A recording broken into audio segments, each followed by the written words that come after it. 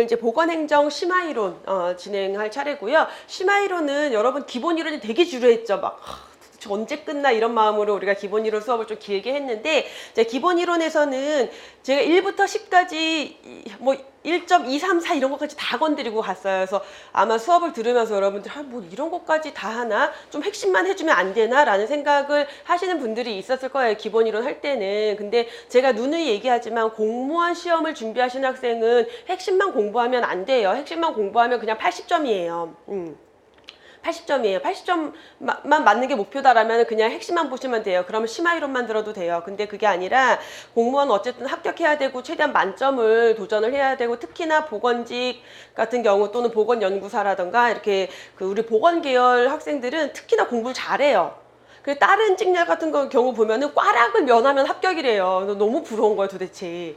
근데 우리는 꽈락이 뭐야? 안 틀려야지 합격이에요. 100점 맞아야 된다는 생각으로 가야지 합격이란 말이에요, 여러분들이. 그렇기 때문에 공부를 최대한 꼼꼼히 깊이 그리고 넓게 해야 되는 게 사실 어려움인 과목이에요. 그래서 제가 하지만 이제 커리큘럼대로 따라오다 보면 어느 순간 다 알게 된다. 그래서 믿고 따라오면 된다라는 걸 계속 강조를 드리고, 이제 심화 이론을 들으시는 분들 같은 경우는 만약에 기존에 내가 이 보건행정에 대한 공부를 한 적이 한 번도 없다. 근데 그냥 심화 이론 들으면 여러분 핵심이 여기구나는 알 수 있지만 이해는 덜 될 거예요. 근데 기존에 내가 공부를 했었다. 그리고 시험을 뭐 떨어졌는데 다시 한번 도전한다. 라면 그냥 심화 이론만 들으셔도 되고, 기본 이론 들었다 또는 다른 뭐 교재나 다른 학원에서 공부를 했다. 심화 이론 들으셔도 돼요. 왜냐면 한 번은 정리가 되어 있기 때문에 이해 속도가 빠르게 갈 수 있어요. 그래서 심화 이론은 제가 여러분들한테 이제 요약집을 좀 나눠드리고 있는데, 매 그 수업마다 그 챕터의 핵심 요약 내용들을 드릴 거예요. 그래서 그 핵심 요약된 내용들이 실제 시험 문제에 거의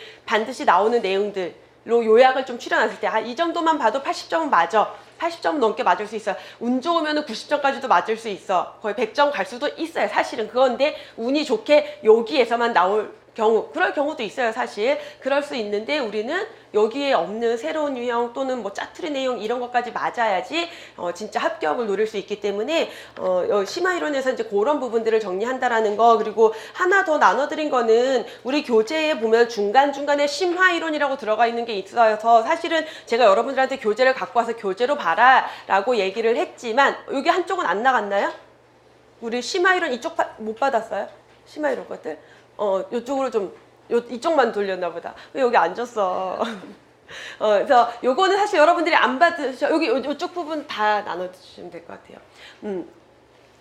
요거는 여러분들 교재에 있는 거예요. 그래서 굳이 프린트를 안 보셔도 돼요. 근데 혹시라도 제가 또 너무나 배려심이 많다 보니 책을 안 가져오셨을까봐, 또는 책을 갖고 오기가 너무 귀찮으신 분들이 있을까봐 이걸 나눠드리긴 했지만, 사실 이거는 그냥 여러분들 연습장이다라고 생각을 하고. 여기도 없어? 누구 준 거야 도대체? 혼자 가졌어? 다 됐어요? 그래요. 그래서 그 교재에 있는 거다. 그래서 제가 친절하게 몇 페이지에 있는 것까지 써놨어요. 그러니까 그거 참고해서 그냥 필요하신 분들은 보시고, 필요 없으면 안 보셔도 되고요. 그 다음에 제가 기본 이론 수업이 끝났을 때도 미리 말씀을 드렸지만, 지금 우리는 회독수를 늘리는 중이에요. 반복이기 때문에 여러분들이 수업 듣기 전에 제가 항상 문제를 먼저 풀어봐라. 어디에 우리 각 파트별로 기출문제, 그 다음에 예상문제가 있어요. 예상문제가 조금 어려운 문제들이 들어가 있어요. 그거는 일부러 기출문제가 사실 요 정도 수준으로 출제가 되는 거고, 예상문제는 좀 어려우면 이렇게도 나올 수 있어 라는 거예요. 그래서 이런 것까지도 다 맞추면 만점 갈 수 있을 거야 라는 만점 예상문제로 나간 거죠. 그래서 문제를 제가 심화이론에서 다 풀어드릴 건 아니고, 여러분들이 문제를 풀어보고 어려운 게 뭔지 또는 기출문제로 어디에서 어떤 내용이 나오는지를 먼저 숙지한 다음에 저랑 같이 수업을 들으면은, 이 문제가 이렇게 나왔으니까 나는 어떻게 공부해야겠다라는 자기만의 전략이 만들어질 거예요. 그래서 그러한 공부 방법 차원에서 문제를 풀어오라고 한 거고, 그 다음에 제가 수업 전에 항상 여러분들한테 물어볼 거예요. 어떤 문제가 어려웠어요? 어떤 문제를 제가 풀어드렸으면 좋겠을까요? 그래서 몇 문제를 좀 선별을 해서 제가 심화이론 수업 챕터 끝날 때마다 몇 문제만 정리를 해드릴 거예요. 굳이 다 하기에는 너무 시간이 좀 소모적이어서, 자, 그렇게 이론 수업이 심화이론 수업이 진행이 된다라고 생각을 하시면 되고요. 자, 파트 1부터 들어가도록 하겠습니다. 자, 파트 1에서는, 이게 제가 자료를 이렇게 두 개를 들여다보니까 여러분들이 고민을 해. 이걸 프린트로 봐야 돼? 교재로 봐야 돼? 이거 되게 고민되잖아요. 사실 제가 이 요약 자료를 그래서 안 드리려고 그랬어요. 그걸 고민하시길래 차라리 교재로 봐라. 근데 또 요약된 내용을 너무 원하시는 분들이 있고, 그다음에 합격 수기를 보면 또 그게 도움이 많이 됐다고 얘기하시는 분들이 있어서 제가 드릴 수 있는 건 다 드리는 게 낫겠다. 대신 그 중에서 선택은 여러분들이 해서 나는 심화이론은 내가 복습용으로 그 자료는 복습용으로 쓰고 나는 교재로 볼 거야. 아니면 난 요 자료에다가 정리하면서 쓸 거야. 그냥 여러분들이 선택을 하세요. 뭐가 더 좋다는 없어요. 자기한테 맞는 방법을 선택하시면 된다라는 거. 저 같은 경우는 저는 요약된 거 안 보는 스타일이에요. 저는 그냥 책에다가 무조건 해서 계속 거기에 살 붙이고 그런 스타일이에요. 제 스타일은. 근데 보니까 꽤 많은 학생들이 또 요약한 거에다가 내가 또 정리를 하고 내가 모르던 걸 채워 넣는 식으로 공부를 하시는 학생들도 있어요. 그래서 자기만의 공부 방법은 자기한테 맞는 건 자기가 제일 잘 알아요. 그래서 나한테 맞는 방법을 찾아서 하시는 게 정답이지 이게 좋다 저게 좋다라는 건 정답은 없어요. 그래서 내가 편한 스타일로 공부하시면 돼요. 자료는 그냥 여러분들이 참고하시라는 거고. 자, 내용 들어갈게요. 먼저 WHO부터 건강에 대한 개념, 건강에 대한 정의가 나오는데 WHO 여러분들이 문제 풀어보셔서 아시겠지만 요 정도 문제 WHO의 건강의 정의가 뭐냐, 그 다음에 파슨스나 베르나르라는 학자가 정리한 건강의 정의가 주로 나오는 이제 건강의 정의 많은 학자들이 있지만 시험 문제 나오면 거의 요 안에서 출제가 되죠. 그래서 제가 수업 중에도 별표해서 건강의 정의 해준 사람이 베르나르, 파슨스 이 두 사람이었어요. 그 다음에 던 정도 이렇게 설명을 드렸었죠. 자, 먼저 WHO 보면은 질병이 없거나 허약하지 않을 뿐만 아니라 뭐를 강조하고 있어요.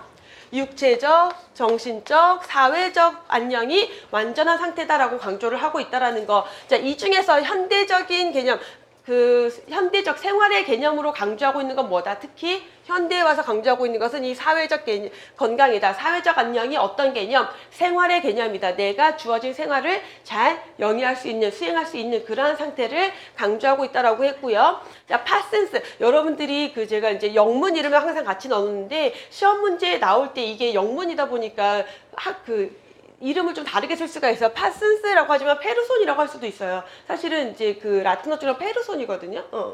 페르손이라고 나올 수도 있고, 베르나르라고 하지만 영어 우리 읽어보면 뭐예요?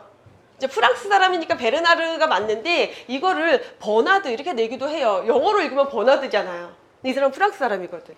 그래서 영문을 항상 같이 넣는 것들이 있어요, 제가. 그래서 이런 것들은 이제 베르나르, 버나드. 왜 이 얘기를 굳이 하냐면, 제가 수업 때도 원래 이런 얘기를 거의 했었는데, 요번에 2019년 시험 문제 이거 버나드라고 해서 나왔더라고요. 사회적 건강이 또 출제가 됐는데, 그럴 때 버나드는 도대체 누구지? 라고 생각하시면 안 되고, 아, 버나드, 베르나르 같은 사람이구나 라고 생각을 하시면 돼요.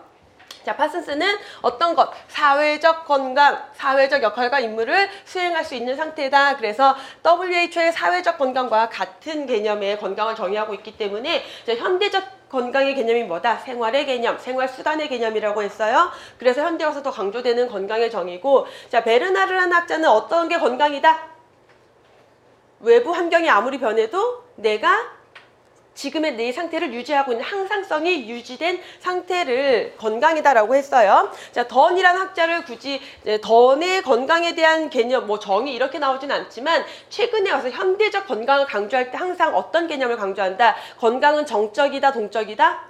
동적이다라는 개념을 계속 강조하죠. 그 동적이라는 게 건강과 불건강은 불연속이 아니라 연속성 개념이다 라고 강조하고 있는 것. 그래서 던의 건강에 대한 정의를 또 중요하게 봐야 되겠고요. 자, 건강의 장이론, 요게 지금 교재에서 요렇게 들어가 있진 않는데, 자, 우리 요거는 프린트에 제가 이거를 계속 여러분들 교재 내용을 조금 수정을 하면서 이게 건강 결정 요인에서 교재에 있는 거구나. 16페이지 교재에 있는 내용이고요. 건강의 장이론이라고 하면은 랄론드 보고서. 랄론드라는 학자는 건강에 대해서 특히 현대에 와서 건강 증진에 대한 개념이 자리 잡는 데 굉장히 큰 역할을 했기 때문에 중요하겠죠. 그래서 랄론드 보고서에서는 건강 결정 요인 4가지 뭐로? 생활 습관, 생물학적 요인, 환경, 그리고 보건의료 체계 4가지로 구성했다. 그 중에서 가장 중요한 게 뭐다? 바로 생활 습관이 가장 중요하다라고 강조하면서 건강 증진에 어떤 건강 결정 요인을 중요하게 이제 넣었던 그러한 학자죠. 랄론드의 건강의 장이론. 이거는 4가지 요인이 뭐냐 또는 가장 중요하게 얘기한 게 뭐냐라는 거 지속적으로 지금까지도 시험 문제 빈출되는 내용이고요. 자, 그다음에 건강 모형들을 좀 볼 건데, 자, 건강 모형에서 생의학적 모형부터 보시면, 자, 생의학적 모형이다. 이 건강 모형의 흐름 중에서 조금 초기 모형이죠. 초기 이론이에요. 그래서 19페이지에 있는 내용이고, 자, 생의학적 모형에서는 건강과 질병을 어떻게 봤다? 질병은 뭐다? 자, 그죠? 생의학적 모형과 관련된 여기 어떤 그 사상적 기틀에 영향을 준 철학자가 누구였죠? 데카르트의 어떤 이론? 심신, 이원론, 몸과 마음은 분리되어 있다. 그러면 질병은 뭐만 관련된 거예요? 신체만 관련된 거죠? 정신적인 거, 마음적, 심적인 거 전혀 관계가 없어요. 그래서 정신, 신체 이원성, 심신, 이원론을 주장을 했고, 생물학적 일탈, 뭐가 생물학적 일탈이에요? 질병은 내가 정상적인 생물학적 기능에서 벗어난 상태다. 생물학적 일탈 상태다라고 해서 특정 병인론, 뭐예요?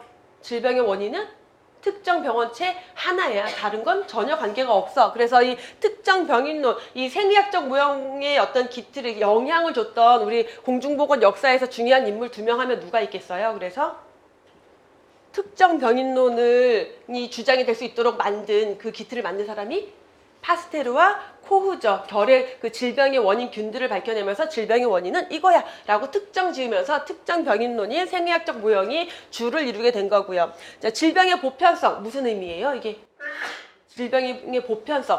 보편적이라는 게 뭐예요?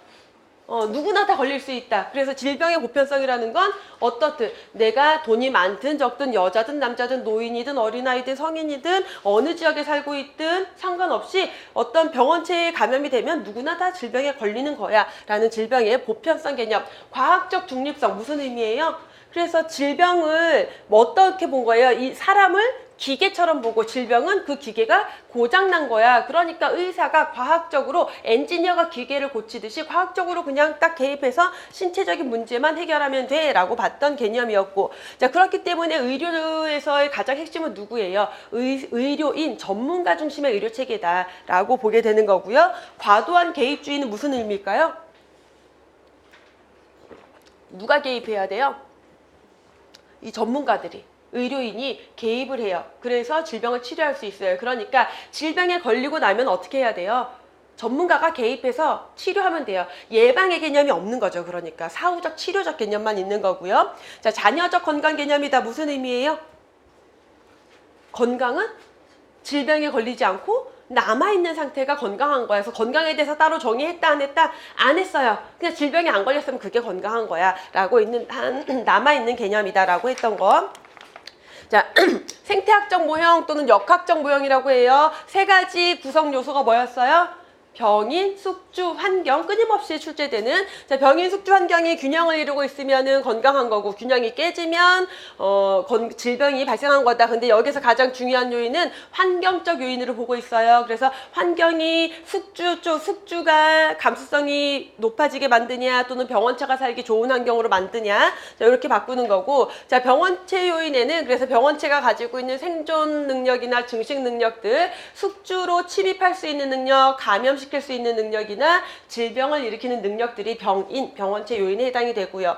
자, 숙주 자체의 연령, 성, 종족이나 숙주의 개인 생활 습관 같은 것들, 나의 체질, 나의 건강 상태, 나의 영양 상태가 숙주 요인. 자, 환경은 생물학적 환경, 물리적 환경 또는 뭐 사회경제적 환경, 화학적 환경도 들어가겠죠. 그래서 환경의 어떤 요소들이 질병이 발생하기 좋은 환경이냐 나쁜 환경이냐 이렇게 구분할 수가 있겠고요.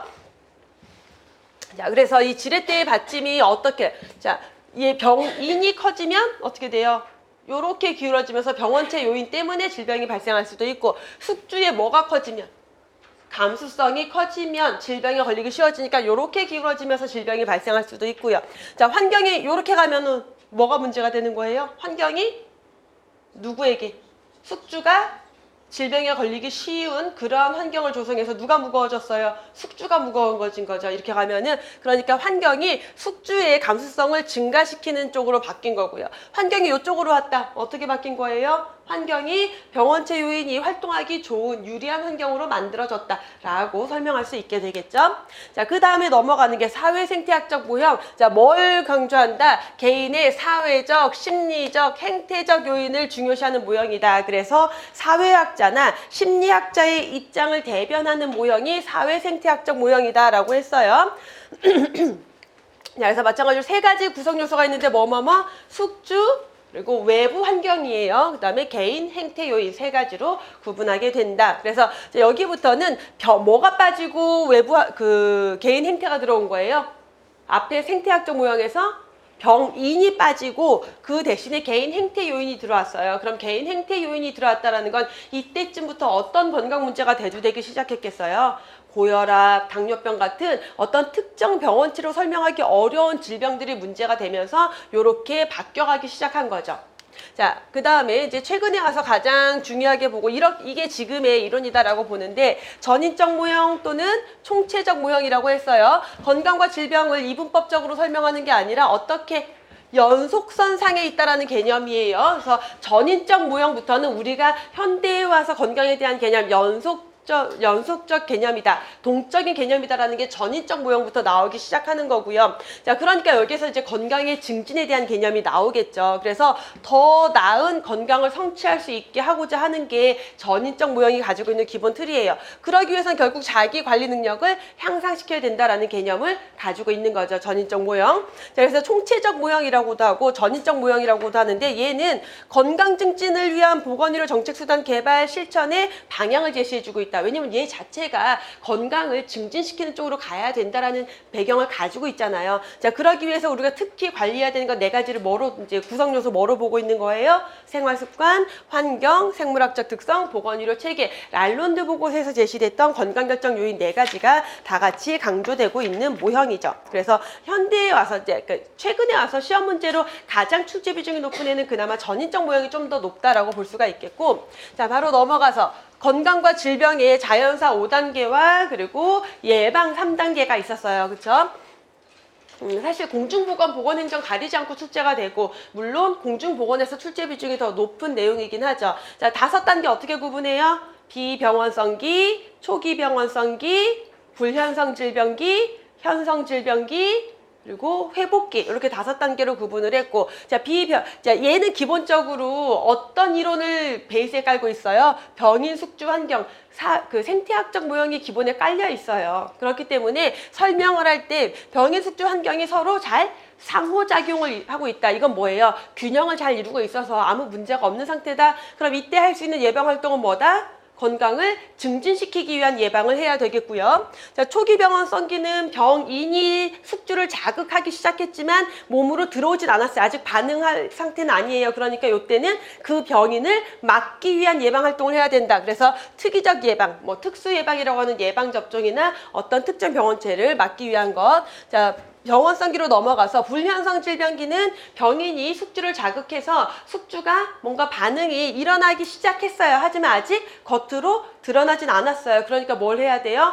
빨리 조기에 발견해서 집단검진, 선별검사, 건강검진, 조기검진 다 여기 들어가고, 그렇게 해서 조기에 발견해서 조기에 치료해야 된다라고 했던 거 2차 예방이 들어가는 거죠. 자, 현성 질병기와 회복기는, 현성 질병기는 질병이 진행이 됐어요. 증상이 나타났으니까 뭘 하면 돼요? 더 이상 악화되지 않도록 치료하고, 악화되지 않도록 치료를 해야지 장애가 생기지 않게 만들 수가 있는 거고, 자, 회복기에는 그 장애가 발생하더라도 장애를 최소화하고 후유증을 최소화할 수 있도록 치료를 하고 사회적으로 복귀할 수 있도록 또는 신체적 기능을 정상으로 돌리기 위한 재활의 과정이 들어간다. 3차 예방인데, 제가 기본 이론에서도 얘기를 했지만 지금 원래 기본적으로는 이 원래 질병 예방의 3단계 이 자연사 5단계에 따른 예방은 여기가 2차, 그러니까 불현성, 현성 요 3단계, 4단계가 2차 예방이고 여기가 3차 예방이에요. 기본은.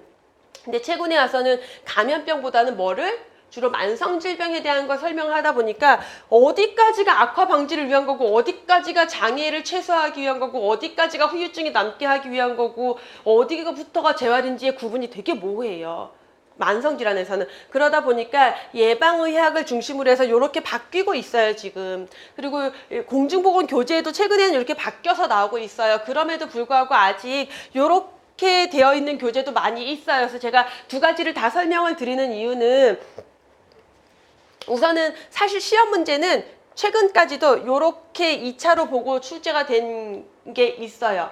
그 다음에 굳이 이렇게 하고 얘를 3차야 라고 내는 경우는 없어요. 그냥 굳이 이거 가지고 2차냐 3차냐 잘 안 물어봐요.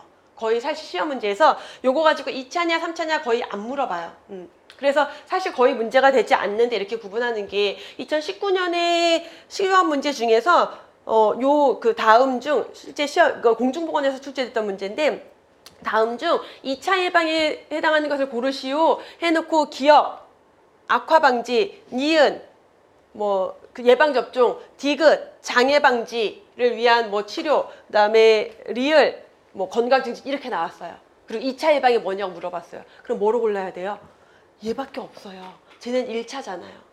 그래서 제가 늘 얘기하지만 우리가 너무 어려운 게 귀에 걸면 귀걸이고 코에 걸면 코걸이고 그래서 실제 시험을 볼 때 우리가 이제 문제풀이 수업을 하면서도 제가 계속 강조하고 설명을 드릴 거지만 보기 안에서 정답을 찾아내야지 보기에 이거 이론과 달라 틀렸어라고 접근을 하면 안 된다. 그래서 그 안에서 최대한 융통성을 발휘해서 이럴 경우는 이렇게 접근하고 저럴 경우는 이렇게 접근하는 융통성을 좀 길러야 될 필요가 있는 내용들이 몇 포인트가 있어요. 그래서 그건 제가 지속적으로 계속 여러분들이 완전히 납득될 수 있도록 계속 문제에서도 설명을 드릴 거예요. 그래서 사실은 얘가 2차냐 3차냐 가지고는 사실 거의 잘 안 물어봐요. 원래는 잘 안 물어보는데 아마 그 출제자도 그게 문제가 될 수 있으니까 애매하지 않게 냈겠죠. 만약에 이거랑 이거 같이 섞어서 내버렸다라면 진짜 애매해지는 거예요.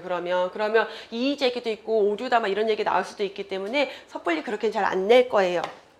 그래서 자연사 5단계까지 정리를 해봤고요. 자, 요거는 우리 여러분들 요기 교재에는 없고 우리 공중보건에서 다뤘던 거, 공중보건 만성질환에서 나왔던 거고 사실 보건행정에서 요거까지 나오진 않겠지만 요 예시는 워낙 공중보건에서 예시로 실제 1차냐 2차냐 3차냐 예시로 너무나 자주 나오는 내용이에요. 그래서 너무나 자주 나오는 내용이 있기 때문에 제가 보건행정에서도 한 번 더 정리를 좀 하고 가면은 실제 여기 있는 지문들 그대로 시험 문제로 나오는 경우가 너무너무 많아요. 공중보건에서는 보건행정도 가끔 나오고 그래서 자, 이거는 만성질환에서 1차 2차 3차에 대한 어떤 사례인데 자, 지역 성인 교육센터에서 영양 강좌 당연히 영양소 이런 거 골고루 섭취하세요 강의하는 거니까 몇 차 예방? 1차 예방이겠고요. 저지방식을 제공한다. 어때요? 얘도 당연히 1차 예방이겠고요. 자, 농수산물 시장, 과일, 야채 공급량을 증진하기 위한 캠페인을 한다? 이것도 어쨌든 두루두루 국민들에게, 지역 주민들에게 이런 것들을 공급하는 거니까 1차 예방이고요. 자, 2차와 3차의 구분이 좀 모호해질 수가 있는데 또는 1차와 2차의 구분이 모호해질 수도 있는데 심혈관 질환 고위험군의 영양 상담 프로그램이래요.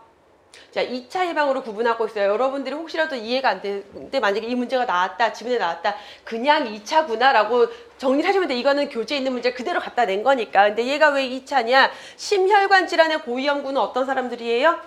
심혈관 질환의 주요 위험 요인이 되는 것 중에 뭐 있어요? 흡연도 있지만 또 뭐 있어요? 고혈압, 또 고콜레스테롤 혈증 이런 것들 있잖아요. 그러면 고혈압이나 고콜레스테롤 혈증은 어느 정도 질병이 진행된 단계예요? 완전히 건강한 단계예요? 진행이 된 단계예요. 그 상태에서 심혈관 질환으로 더 진행되지 않게 막기 위해서 영양 상담을 하는 거기 때문에 얘는 2차로 보는 거예요. 자, 심혈관 질환 가족력이 있는 사람들의 콜레스테롤 선별 검사래요. 물어볼 것도 없이 선별 검사니까 2차 예방. 그다음에 임신 당뇨병약이 있는 여성들의 당뇨병 교육 프로그램인데 자, 이건 사실 내가 연구자가 어떻게 보느냐에 따라 좀 적용이 달라질 수 있지만 이 학자가 이렇게 구분을 한 이유는 임신 당뇨 병력이라는 것은 임신 당뇨가 없던 사람이 임신한 동안 당뇨가 생겼다가 아기를 낳고 난 다음에 없어진 거예요. 근데 이럴 경우에는요 이미 한번 걸렸었기 때문에 다시 진행될 확률이 높아요. 그러니까 당뇨병이 나중에 진행이 될 확률이 높기 때문에 마찬가지로 고위험군으로 보는 건데 완전히 깨끗한 상태가 아니라 어떤 잠재적인 요소를 내가 이미 가지고 있다라고 보는 거예요. 그렇기 때문에 2차 예방으로 구분을 하고 있다라고 보시면 돼요. 근데 이제 여기에서 연구사 시험 문제 중에 실제 시험 문제에 다음 중 2차 예방에 다음 중 그 예방에 대해서 연결이 옳은 것을 고르시오 이런 문제가 있었는데 제가 거기에서는 어떤 내용이 있었냐면 폐암 2차 예방하고 딱 줄을 긋고 폐암 고위험군에게 금연 교육을 한다라는 내용이 들어가 있어요. 그럼 이거랑 똑같은 거 아니에요? 그것도 2차 예방 아니에요? 그거 맞는 거 아니에요? 이렇게 있었는데 그 지문 말고 다른 지문에 2차 예방하고 요거 심혈관 질환 가족력이 있는 사람들에게 선별 검사를 한다라고 했어요. 이렇게 두 개가 있어요. 2차 예방에. 뭐를 맞는 걸로 고를 거예요?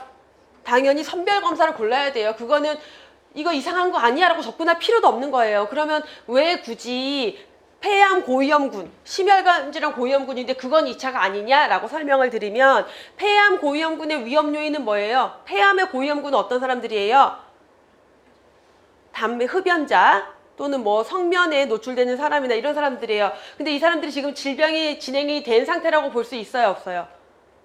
전혀 진행 안 된 사람일 수 있는 거잖아요. 그런데 금연 교육을 한다라는 거 1차 예방으로 볼 수 있는 거예요. 그럴 경우에는. 그래서 정말 귀에 걸면 귀걸이고 코에 걸면 코걸이고 똑같은 내용이어도 어떻게 해석하냐에 따라 달라질 수 있어요. 그럼 문제 풀 때는 어떻게 무조건 확실한 거 찾으시는 게 정답이에요. 출제자가 그거에 대해서 이거 오류예요 라고 해도 출제자가 이렇게 얘기하면 할 말이 있어요, 없어요? 없어요. 맞는 소리거든. 그래서 그런 식으로 문제를 접근해야 된다. 그러니까 결국은 내가 내용에 대한 이해를 가지고 있어야 된다라는 거고, 자, 3차 예방 보시면 신장병 환자의 영양의학적 치료. 신장병 환자는 신장에 문제가 있는 거예요. 약물 치료, 투석 치료 다 하면서 영양까지 치료한다라는 것은 내가 이제 뭔가 그 재활에 거의 가깝다라고 볼 수가 있기 때문에 3차 예방이고, 심장 재활이니까 3차 예방이고, 당뇨 환자인데 자가 관리를 교육한다. 당뇨 환자가 퇴원해서 집에서 관리하는 거니까 재활 또는 사회 복귀로 볼 수가 있겠죠. 3차 예방으로 구분한다라는 것. 자, 다음에 요거는 여러분들 교재 27페이지에 있는 심화에 있는 건데 보건의료 기본법이에요. 제가 작년에 그 문제풀이, 단원별 문제풀이 하면서 이 보건의료 기본법을 쭉 정리를 해드렸었는데, 요번에도 서울시에서 공중보건 문제인가 보건의료 기본법 문제가 또 나왔더라고요. 그래서 보건의료 기본법에서는 문제가 가끔씩 나와요. 근데 법 전체를 볼 것까지는 없고 요 정도 내용은 조금 알고 계시면 좋아요. 우선은 자, 요것도 시험 문제 나온 적이 있는 건데 국가지방자치단체의 책임, 자, 보건의료기본법을 통해서 우선 여러분들 교재에 보건의료 기본법의 목적이나 기본 이념, 용어 정리가 들어가 있어요. 우리 기본이론에서 다 했던 거예요. 그래서 자, 목적은 반드시 항상 보셔야 된다라는 거. 그럼 잠깐 교재에 있는 목적 한번 보고 가면은, 자, 국민의 권리와 의무, 국가와 지방자치단체의 책임을 정하고 수요와 공급에 관한 기본적인 사항 규정에서 보건의료의 발전과 국민의 보건, 복지 증진에 이바지하는 게 목적인 법이 보건의료 기본법이에요. 그러면 이제 이 그 정의에서 국민의 권리 의무, 국가 지방자치단체의 책임을 정한다라고 했으니까 그 책임이 뭔지가 나와 있겠죠. 책임이나 권리가 뭔지. 첫 번째, 국가와 지방자치단체는 어떤 책임을 져야 되느냐. 여러분들이 법에 있는 문제가 시험 문제 나올 때는요, 주로 어떻게 나오냐면 보건의료 기본법에 있는 내용이랑 지역보건법에 있는 내용을 섞어 놓던가, 또는 여기에서 뭔가 앞뒤 말이 안 맞게 바꿔요. 근데 앞뒤 말이 안 맞게 바꾸면 누가 봐도 눈에 뻔히 보여요. 근데 다른 법에 있는 지문을 갖다 넣어놓으면 다 맞는 소리니까 좀 헷갈리거든요. 그럴 때 뭐를 보시냐면은 주어나 주체를 보시면 돼요. 보건의료기본법은 국민 전체에 대한 거예요. 지역보건법은 지역 주민에 대한 거예요.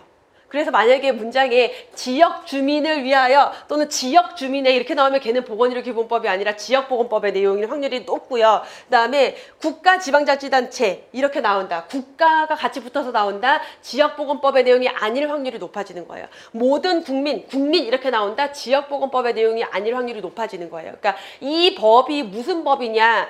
보건의료기본법이니까 국민 전체에 대해서 국가가 해야 될 것, 지방자치단체가 해야 될 거고, 지역보건법은 지역 주민을 위해서 지역사회에서 시도, 시군, 구에서 해야 될 것을 정하는 거예요. 그걸 가지고 구분을 하시면은 딱 문제가 나왔을 때 구분이 명확하게 될 수가 있어요.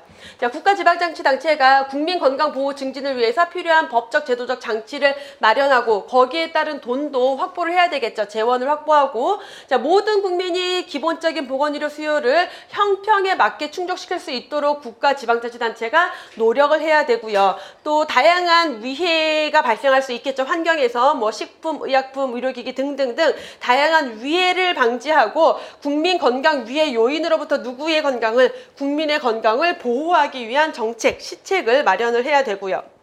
그다음에 국가지방자치단체는 민간이 행하는, 민간에서 행하는 보건의료에 대해서도 필요하면은 지원을 해줘야 돼요. 요거. 그래서 국가지방자치단체가 민간이니까 틀려 그게 아니라 민간에서 어떤 보건의료와 관련된 어떤 행위를 할 때 그게 필요하다라고 인정이 되면은 국가지방자치단체가 지원을 해줘야 된다. 어떻게? 행정적으로, 재정적으로 지원을 할 수 있다라는 게 국가지방자치단체의 책임이에요. 자, 보건의료인의 책임은 그냥 가볍게 읽어볼게요. 보건의료인은 자기가 가지고 있는 지식, 경험, 양심에 따라서 양질의 적정한 의료 서비스 제공하도록 노력을 해야 되겠고, 그다음에 그 서비스의 제공을 요구받았다. 국민이 와서 나에게 보건의료 서비스를 해주세요라고 요구를 했다라면은 정당한 이유 없이 환자를 거부하면 안 되겠죠. 그 얘기고요. 그다음에 다른 의료기관에 소개를 하고 자료 보내주고, 예를 들어서 1차 의료기관의 의사가 2차, 3차 의료기관에 환자를 보내고 자료도 우리 뭐 카피해주잖아요. 그런 거 가지고 갈 수 있게 그런 것들을 제공하도록 노력해야 되고요. 그다음에 국가 지방자치단체가 관리하여야 할 질병에 걸린 것으로 의심되는 대상자를 발견하면은 신고 보고. 이거 뭐예요? 감염병 예방법에 따라서 감염병 걸린 사람들 법에 따라서 즉시 신고를 하든 뭐 7일 이내 신고를 하든 24시간 이내 신고를 하든 해야 되겠죠. 그러한 책임을 보건의료인이 가지고 있다라는 거고, 자, 환자와 보건의료인의 권리인데, 자, 환자는 적절한 보건의료 서비스 받을 권리를 가지고 있고요. 보건의료인은 건강보호를 위한 보건의료 기술, 치료제료 등을 자기가 선택할 권리를 가지고 있다라는 거 정도. 자, 여기는 국민의 권리와 의무예요. 그래서 이 법에서 제일 핵심이 뭐냐면 국민의 권리와 의무가 뭐냐? 국가 지방자치단체가 가지고 있는 책임이 뭐냐? 이 법이 가지고 있는 가장 핵심 내용인 거죠. 자, 국민은 건강할 권리가 있다. 건강권이라는 거. 자, 법 또는 다른 법률의 정한 바에 따라서 나와 가족의 건강에 관해서 국가의 보호를 받을 권리, 건강권이에요. 국가가 나와 우리 가족의 건강을 보호를 해줘야 되고요. 성별, 나이, 종교, 신분, 경제 이런 것들을 이유로 나의 건강에 관한 권리를 침해받지 않아야 된다. 그러니까 건강할 권리가 있다라는 거죠. 그다음에 알 권리도 가지고 있어요. 건강권, 그다음에 보건의료에 대해서 알 권리. 그래서 국가 지방자치단체의 보건의료 시책에 대해서 내용을 공개해라라고 여러분들이 청구할 권리가 있어요. 내가 우리 국가가 우리 국민의 나의 건강을 위해서 어떤 정책을 펼치고 있는지 알 권리가 있기 때문에 그걸 공개해라라고 시책을 시책에 대해서 공개 청구할 권리가 있고요. 그다음에 나의 보건의료에 대한 기록에 대해서 열람, 사본 교부 요청할 수 있다. 이거 무슨 말이에요? 병원 가서 의무 기록 사본 뛸 수 있잖아요. 진단서 또는 초진 기록지, 의사 기록지, 간호 기록지, 검사 기록지 다 발급받을 수 있어요. 그래서 보통 의료 사고가 나면 지금은 이제 의료 그게 다 전산이잖아요. 그래서 만약에 전산이기 때문에 혹시라도 수정을 하면은 전산 기록에 다 떠요. 언제 수정된 거다. 그래서 사고 이후에 수정되면 그 법적으로 문제가 되는 거죠. 근데 옛날에는 종이에다 다 썼단 말이에요. 그럼 그 종이 버리고 다시 쓰고 이런 거였기 때문에 보통 의료사고 나면은 그 즉시 간호 기록 카피, 그다음에 의사 처방 기록 카피 이걸 바로 받아놨어야 됐어요. 지금도 그렇고 해서 이제 어떤 의료에 대해서 내가 어떤 치료를 받고 있고 이런 것들 다 알 권리가 있기 때문에 기록에 대해서 열람하거나 사본 교부할 요청이 있다라는 거고, 요 밑에 내용은 본인이 직접 발급, 이게 여러분 병원 가서 의무 기록 사본 요청해 보면은 본인 확인 절차 되게 까다로워요. 그러니까 내가 신분증 가지고 가면은 괜찮은데 내가 아니라 다른 사람이 가면은 위임장, 그다음에 내 신분증 사본, 뭐 그 가족 신분증 사본 이런 거 다 가져가야 돼요. 그래서 이런 직계 존속이나 배우자가 이런 가족들이 해야 되고, 그 가족이 없이 부득이하게 뭐 다른 사람이 해야 된다, 대리인이 해야 된다라면 그것도 증빙하는 서류 다 가지고 가서, 근데 어쨌든 할 수는 있다라는 거서 그렇게 알 권리를 가지고 있고, 자기결정권, 내가 CT를 찍을지 말지, 수술을 받을지 말지, 장기 기증을 할지 말지 다 누가? 내가 결정해야 돼요. 그러기 위해선 충분한 설명을 들어야 되겠죠. 알아야지 결정을 하죠. 그래서 충분한 설명을 듣고 난 다음에 동의 여부를 결정할 권리가 있고요. 자, 비밀 보장, 요거 되게 중요한 건데, 사실 우리가 개인적으로 중요한 거. 신체상 건강상의 비밀, 사생활의 비밀을 침해받지 않아야 한다라는 것. 다시 말하면 의료인이 내가 진료를 하는 과정에서 알게 된 환자의 신체상 비밀 또는 어떤 건강상의 비밀, 개인적인 사생활에 대한 비밀을 다른 사람에게 얘기하면 안 돼요. 근데 왜 가끔 병원에 갔다가 엘리베이터 타거나 근처에 이제 지하철 타는데 의료인들 이렇게 퇴근한 다음에 가면서 야 오늘 우리 환자 중에 어떤 사람이 있었다 막 이런 얘기 하면 안 된다라는 거예요. 오늘 확장을 왔는데 뭐 가지고 가서 뭐 이런 일이 있었어 막 이런 얘기를 하면 안 된다라는 거예요. 침해받지 않는다라는 거. 그 다음에 권리만 있는 게 아니라 뭐도 있다. 의무도 있어요. 어떤 의무? 자신과 가족의 건강을 보호 증진하기 위해서 노력해야 돼요. 이건 여러분들의 의무고요. 건강을 보호하고 증진하는 데 필요한 비용을 부담한다. 비용 부담도 의무예요. 그거 뭐예요? 병원 가서 본인 일부 부담금 내잖아요. 그래서 비용 부담의 의무도 있다. 또 다른 사람의 건강을 해치거나 해칠 우려가 있는 행위를 하면 안 된다. 이것도 국민의 의무예요. 그 다음에 정당한 보건의료인의 정당한 서비스 지도에 협조해야 할 의무도 가지고 있다. 그래서 국민의 의무에 대한 걸 봤고요. 그 다음에 보건의료 발전 계획.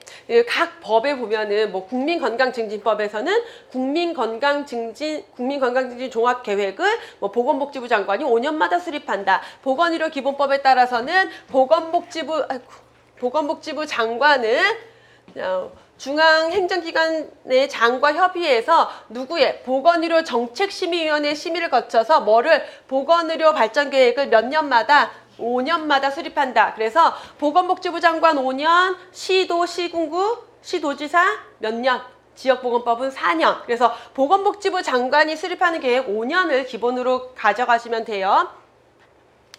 자, 이 계획에는 어떤 내용들이 들어가느냐?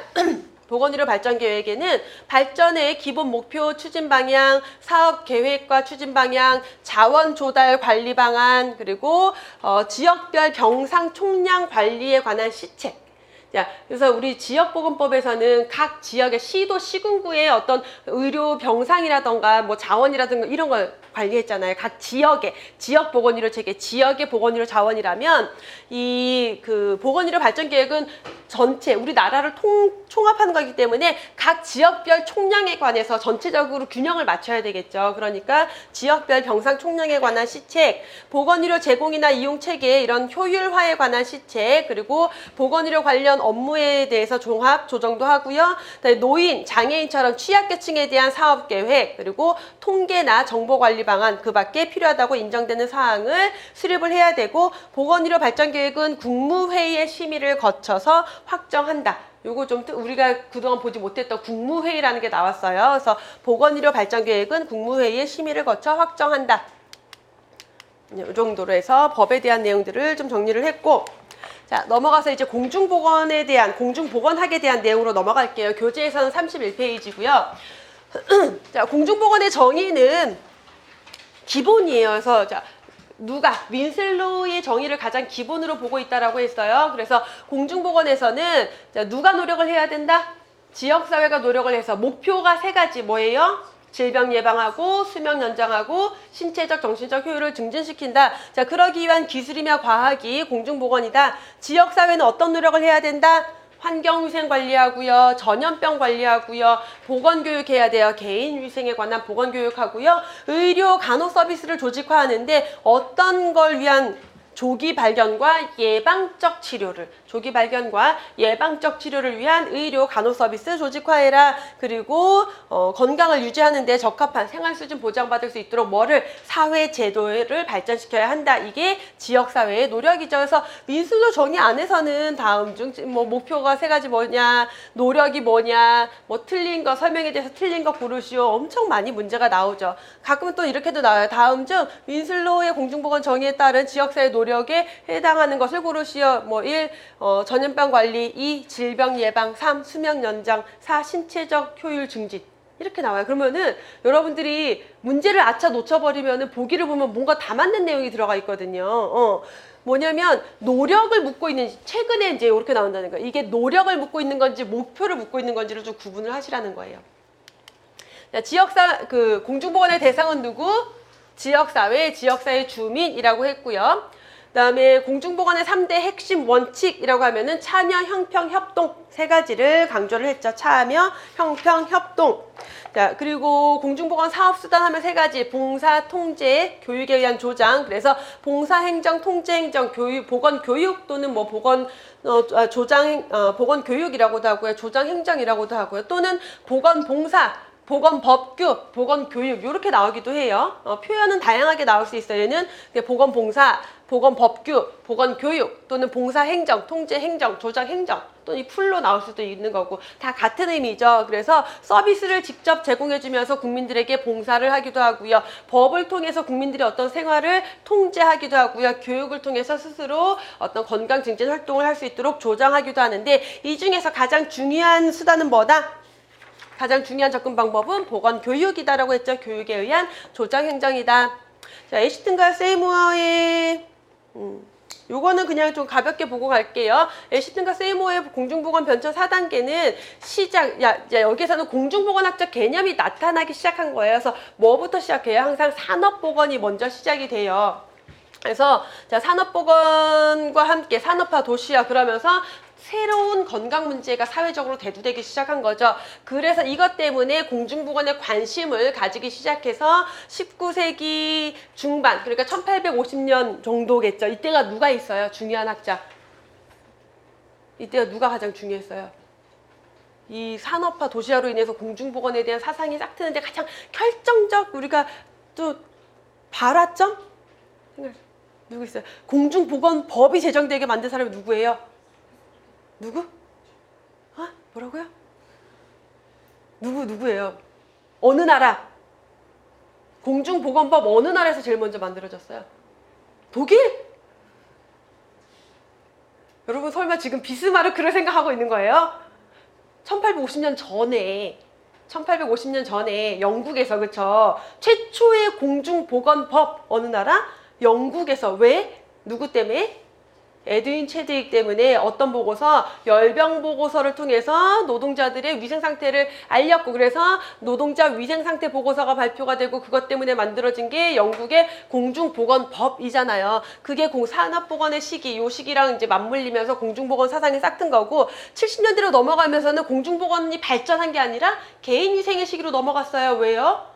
특정 병임론자 파스테르 코흐에 의해서 병원의 원인균이 밝혀지고 요것만 막으면 돼 라고 해서 특정 병임론으로 가버리니까 공중보건에 대해서 관심이 없어진 거죠. 그래서 개인위생, 예방접종이 중요시 되면서 그러면서 이제 과학기술, 의료기술을 쭉 발달하니까 치료의학, 그래서 치료에 집중하고 굉장히 많은 질병들을 정복을 해 나가고 자 그렇게 해서 감염병이 거의 잡혀져 가다 보니까 이제 뭐가 문제가 됐다? 만성 질환들이 문제가 되면서 감염성 질환은 감소했지만 만성 질환이 문제가 되고 공중보건이 중요하다라는 것들이 다 이제 같이 강조되면서 1900년대 들어와서는 신공중보건의 시기로 넘어가게 된 거죠. 자, 그다음에 이어서 양질의 보건의료 바로 넘어갈게요. 양질의 보건의료는 보건행정에서는 주구장창 시험 문제로 나오는 게 양질의 보건의료예요. 그래서 여러분들 교재에 있는 양질의 보건의료의 내용과 제가 여러분들 요약 정리해 놓은 거 또는 판서에 있는 내용이 조금 달라요. 왜 다르냐면은 모든 교재에 그 정리가 똑같이 돼 있는 건 아니에요. 근데 가장 시험에 잘 인용이 되고 가장 아주 보건행정학적으로 잘 정리가 되어 있는 내용으로 교재엔 들어가 있는 거예요.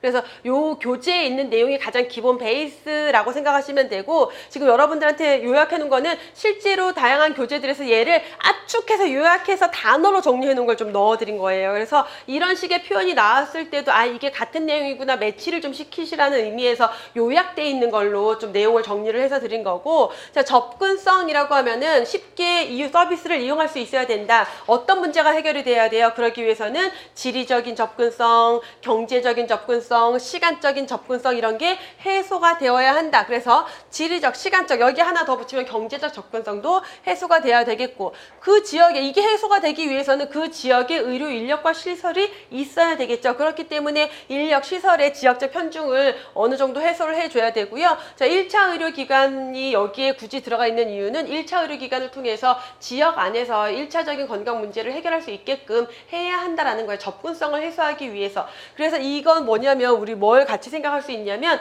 우리나라의 그 알마타 선언에 따른 1차 보건의료가 강조가 되면서 우리나라에 만들어진 시설이 뭐가 있어요? 보건진료소가 있죠. 그럼 보건진료소의 설치는 마이어스의 양질의 보건의료 요건 중에서 어떤 요건을 해결하기 위해서 어떤 요건을 위해서 만들어진 거다라고 접목해 볼 수가 있어요. 접근성인 거예요.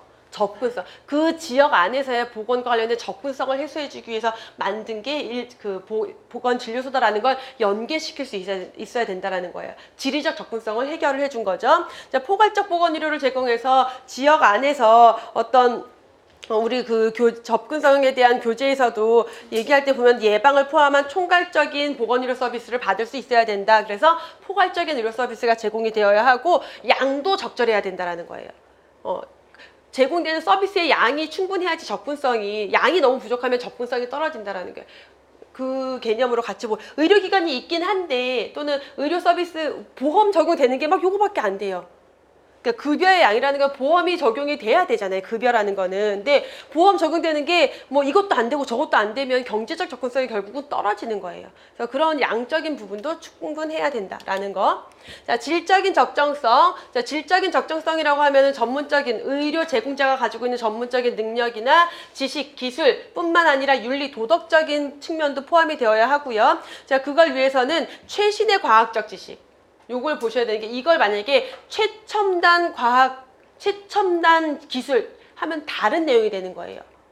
최신은 이게 막 첨단 기술이 아니어도 지금 이런 거 있잖아요. 지금까지는 이게 뭐 A가 가장 좋은 방법이라고 알고 있었는데 가장 최신의 지식에서는 A보단 B가 더 나아. 라고 갈 수도 있어요. 기존에 있던 것들 중에서. 아까 우리가 만성질환 예방에서 제가 항상 여러분들의 뭐 사적으로 이런 얘기를 많이 하는데 저지방식을 제공한다가 기존 지식이었어요. 근데 최신 지식에서 나오는 거는 지방이 나쁜 게 아니야 라고 하는 게 최신 지식이거든요. 의료 서비스를 제공할 때 이게 검증이 완벽하게 된 거다. 최신으로 봤을 때 이게 맞아 라면 요걸 적용을 해야 된다라는 거예요. 최신의 지식이라는 건. 최첨단이라는 건 뭐예요? 가장 아주 굳이 이렇게까지 안 해도 되는 거예요. 아주 첨단 의료기술 막 펫CT까지 그냥 CT 찍어도 되는데 뭐 굳이 펫CT를 찍고 막 그래요. 엑스레이 찍어도 되는데 굳이 MRI 찍을 필요는 없다라는 말이에요. 그건 최신이 아니라 첨단으로 가는 거고 최신은 이걸 위해서는 요게 더 나라는 거여서 최신의 과학적 지식은 이 질적 적정성에 포함되는 표현이다 라고 보시면 되겠고 인력이 가지고 있는 질이나 적절하게 환자에 대해서 의뢰하고 상담하고 환자의 어떤 윤리 도덕적으로 또는 기술적으로 지식적으로 신뢰할 수 있어야 되겠죠. 그래서 기술적인 거, 의료기관 또는 관리 이런 거에 대해서 질을 향상시키기 위한 노력, 의료기관에 대한 질 향상을 위한 노력은 질적 적정성을 위한 것이다라는 것 뿐만 아니라 행정적으로 어떤 평가 기준들 잘 마련해서 행정적인 노력도 들어가야 된다라고 보시면 되겠고요. 자, 지속성. 예방, 진단, 치료, 재활에 이르기까지 포괄적으로 이루어져야 되고 전인적인 의료, 그 다음에 항상 여기는 이거예요. 전인적인 의료기관들의 유기적인 관계, 긴밀한 협조 요 세 가지가 가장 포인트예요. 지속성에서는. 근데 이제 중복적으로 나오는 게 뭐냐면 예방, 진단, 치료, 재활에 이르기까지 포괄적으로 이루어져야 된다라는 게 접근성에서도 나오고 지속성에서도 나와요. 그래서 이제 둘 다 사실 포함이 될 수 있는 거예요. 그래서 그런 걸 볼 때 그렇기 때문에 앞에서 제가 접근성 정리할 때 포괄적 의료 서비스 제공을 접근성에 굳이 다시 추가해서 넣었던 거는 우리 미국 공중보건학회 구성 요소에서도 보시면은 접근성에 포괄적 서비스를 넣고 있어요. 그래서 두 가지가 다 중복돼서 나오는데 이렇게 특히 요약으로 들어가 있을 때는 주로 접근성에 얘가 들어가 있다는 걸 그냥 눈여겨보시면 되고요. 그래서 지속성에서는 특히 우리가 강조하는 게 전인적 의료, 유기적인 관계, 그다음에 긴밀한 협조 마찬가지고요. 그다음에 효율성이라고 하면은 자원을 효율적으로 활용하고 적절한 보상도 이루어져야 하고 그다음에 관리도 효율적으로 이루어져서 효율적 운영으로 되어야 한다. 자, 거기에 이제 우리 교재에 없는 내용 중에 하나 표현이 들어가는 게 집단 수준의 위험 관리. 인구 집단의 위험 관리를 잘하면 좀 더 효율적으로 자원을 효율적으로 활용할 수 있다라는 의미인 거예요. 그래서 이렇게 표현들이 좀 생소하게 나왔을 때 얘를 연결을 시키라는 의미로 새로운 내용을 드린 거고 경제적 합리성도 추가해야 된다. 그러기 위해서는 수가의 수준도 적절히 맞아야 되고요. 행정도 효율적으로 이루어져야 되고 경제성도 있어야 된다라는 표현들이에요.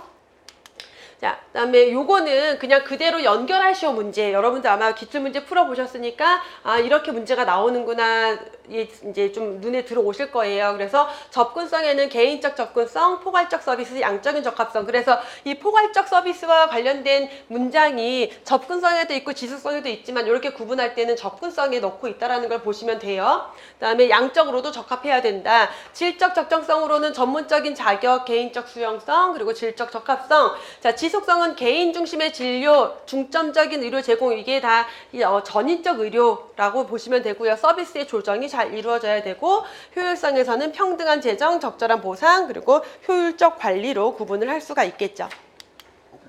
자, 리와 존스의 양질의 보건의료 요건, 자, 의과학에 기초해야 된다라는 거 항상. 그리고 예방을 강조한다. 치료가 아니라 예방을 강조하고 있고요. 의사와 환자의 긴밀한 협조가 필요하다라는 거. 그리고 전인적인 치료 여기에서도 나오고 있죠. 그다음에 친밀한 인간관계. 이거랑 도대체 뭐가 다른 거예요? 똑같은 표현 아니에요? 라고 이제 물어보세요. 아마 여러분들도 그런 생각 했지? 안 했어요? 저도 했어요. 비슷한데 뭐가 다르냐?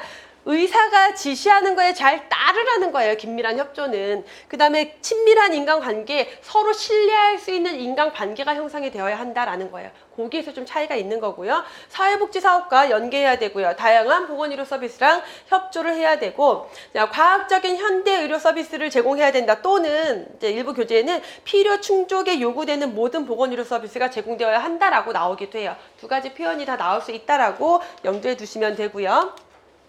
자, 다음에 도나비디언의 의료의 질관리. 도나비디언 우리 어디에서 중요하게 봤어요?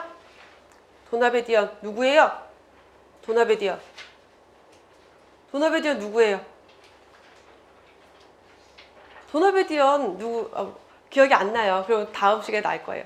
도나비디언은 우리 보건의료 서비스의 질 관리 중에서 의료의 질 관리, 그것도 의료의 질 관리죠. 질 관리에서 뭐 구조적 접근, 과정적 접근, 결과적 접근, 그게 도나비디언이잖아요. 도나비디언의 질 관리에 따른 구조적 접근에 해당하는 건 뭐냐, 과정적 접근에 해당하는 건 뭐냐, 결과적 접근에 해당하는 건 뭐냐. 그래서 거기 가서 다시 한번 또 도나비디언에 대한 게 나올 건데, 도나비디언은 그래서 의료의 질 구성 요소를 효능, 효과, 효율, 적정성, 수용성, 합법성, 형평성으로 구분을 하고 있어요. 근데 이게 이제 이게 우리가 그동안 알고 있던 효과랑 조금 다른 개념이 여기서 들어가. 이건 도나비디언이라는 학자가 정의를 한 거고, 일반적으로 효능과 효과를 구분을 해서 원래 효능과 효과가 그냥 결과물을 본다라고 생각하면 돼요. 결과가 목표를 달성했느냐라는 걸 보면 되는데, 효능과 효과를 구분을 할 땐 뭘 기준으로 보면 되냐면 우리가 그냥 특별할 거 없는 일상적인 데에서 목표를 달성했으면 효과고요. 아주 가장 좋은 환경에서, 바람직한 환경에서 목표를 달성하면 효능이에요. 그게 차이예요. 그래서 효능은 바람직한 환경에서 의료기술을 사용했을 때 건강을 향상시키는 능력, 이게 목표잖아요. 그래서 목표를 달성했느냐라는 건데, 바람직한 환경에서, 효과는 일상적인 환경에서 건강 수준을 향상시키는 능력, 일상적인 상황에서 목표를 달성했느냐, 요 개념으로 구분하시면 돼요. 자, 효율은 어떤 건강 수준을 획득하는데 우리가 이 결과물을 얻기 위해서 사용되는 비용을 중심으로 측정한 것. 비용을 측정한 것. 자, 적정성은, 그래서 우리가 일반적으로 생각하는 효율은 뭐예요? 투입 대비 산출이 괜찮으냐? 자, 그게 적정성으로 넘어가요. 그럼 이제 효율은, 여기에서의 효율은 비용과 산출을 보긴 하지만 비용이 얼마나 들었나를 중심으로 본 거고, 그게 적절하냐는 적정성에서 보는 거예요. 비용에 대한 의료의 효과 편익이 적절하냐?